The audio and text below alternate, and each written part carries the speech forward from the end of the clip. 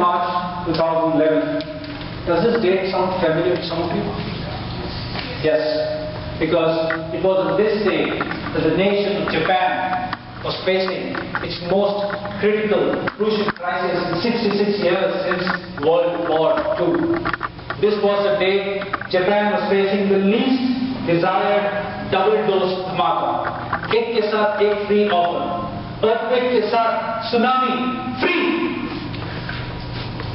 Fellow Mr. Contest Chair, fellow Toastmasters, friends, in 2 minutes, energy greater than 600 million times the energy of the Hiroshima atom bomb was unleashed on the nation of Japan.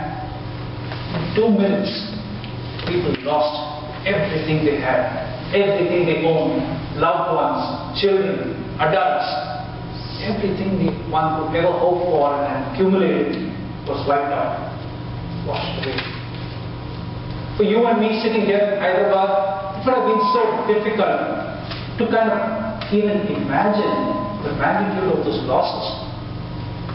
For most of us, when we heard the news, they would have, my God.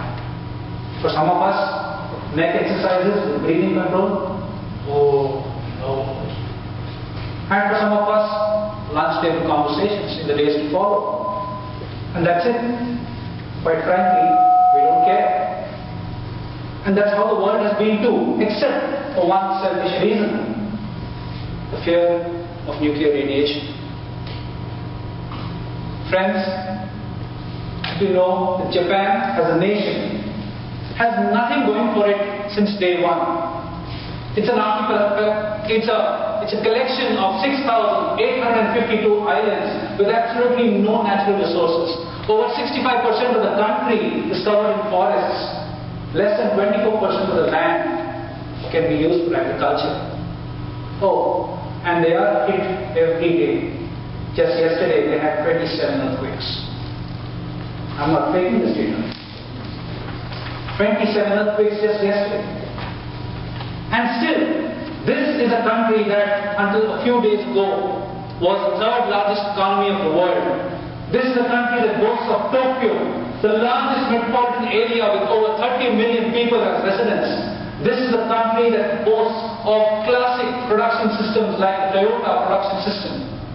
This is a country that has given us so many management principles, and the world is struggling to try and meet them, while the Japanese people go about doing it like it was no big deal. The 5S is an example. Kaizen is something that we've all heard of. So, what's going on? See, the Japanese are not illiterate, are they? Japanese are very educated people. Japanese education system is not easy. You think it's easy? We struggle with English language, we struggle with spellings, with just 26 alphabets in the English language. The Japs have 1,945 alphabets in their language. If I was in Japan,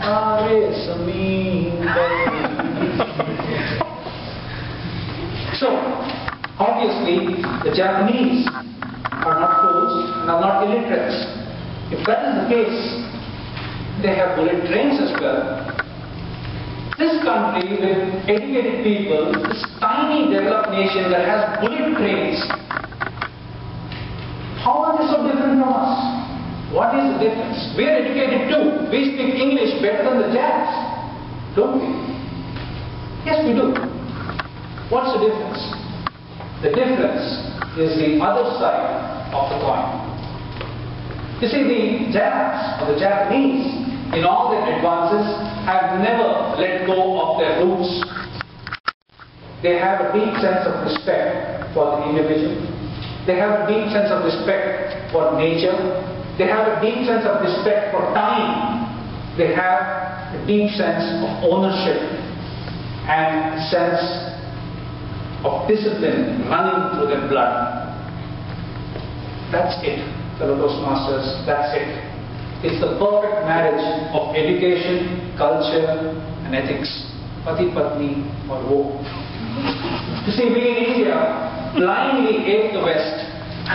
In everything we do, in everything we say, in everything we eat, in the clothes we wear, in the way we walk, in the way we talk, In almost every sphere, we are rapidly losing our culture and heritage. We care a damn for what we have. We lust for what they have. And this is only deeply intensified by our intense laziness and greed for money. No wonder we are a perfect breeding ground for bribes, for thefts, for corruption. Japan, through the tsunami, was a picture of calm and coordinated efforts. I'd like to quote from a report in CNN how, amid Japan's worst natural disaster, can the Japanese seem so calm? People standing patiently in lines for a few bottles of water. No one directing those lines. They're organized by the people themselves. And they didn't get back in line for a second cup when they took their first cup. It was not fair for them. Can you imagine such a kind of response in India? When the tsunami hit the coast of Tamil Nadu a few years ago, people were more interested in the stock markets because the stock prices of those companies associated with relief efforts was going up. So people wanted to buy and sell shares. For the floods in Andhra Pradesh, people under the disguise of relief work got rid of their torn and tattered clothes. People who were affected were crying, "Stop it, we are not beggars, stop sending us such clothes!" Fellow Toastmasters, the time has come. No time to think, and the time to act is long overdue. Let us work together, not letting go of our rich cultural heritage, ethics and values, as we work together to make this India a better India, a safer India, a cleaner India, a new India. Yes, together we can, together we will. Remember, education and ethics, two sides to every coin. Mr. Congress Chair.